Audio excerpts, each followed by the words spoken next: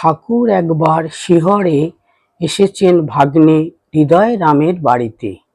সেখানে কীর্তনে স্থানীয় লোকেদের মাতিয়ে দিয়ে তার কি খেয়াল হয়েছে, হৃদয়কে বলেছেন 20টা তুলসীর মালা নিয়ে আসতে।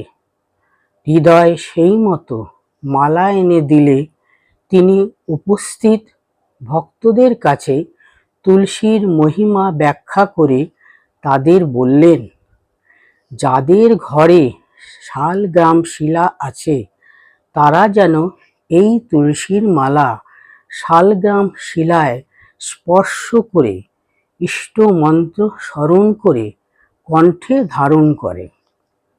সকলেই এই কথা শুনে বাড়ি গেল সেই মতো করবে বলে।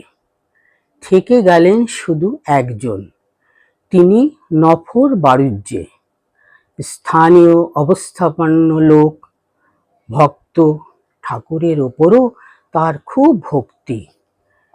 তিনি মালা হাতে চুপ করে বসে থাকলেন। তার বাড়িতে প্রাচীন কুলবিগ্রহ শ্রীধর শিলা আছে, ভালো সেবা পূজা হয়। তিনি ভাবের আবেগে ঠাকুরকে দেখতে দেখতে বিহ্বল হয়ে ঠাকুরের মধ্যেই নারায়ণ শ্রীধর দর্শন করতে লাগলেন। শ্রীরামকৃষ্ণের কৃপায় নফরের ইষ্ট দর্শন হলো, আর সেই তুলসীর মালা সাক্ষাৎ শ্রীধর শ্রীরামকৃষ্ণের চরণে জড়িয়ে দিলেন। ঠাকুর সমাধিস্থ। তারই কথা মতো নফর তার শ্রীচরণ স্পর্শপুত সেই পবিত্র তুলসীর মালা গলায় পরে নিলেন। শ্রীরামকৃষ্ণের শরীর ছিল অত্যন্ত স্পর্শকাতর। প্রতি লোমকূপ যেন তার চক্ষুষ্মান।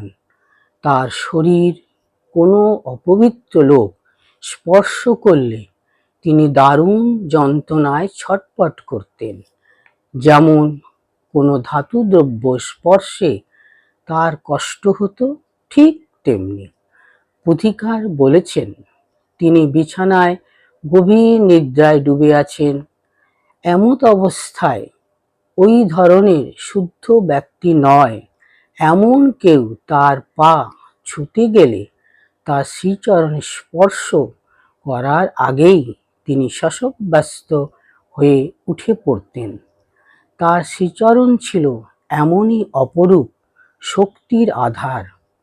কোনো একজন লোক কারো কাছে শুনে দক্ষিণেশ্বরে এসে ঠাকুরের সমাধিস্থ অবস্থায় তার চরণ স্পর্শ করতেই ঠাকুর যন্ত্রণায় আক করে চিৎকার করে ওঠেন।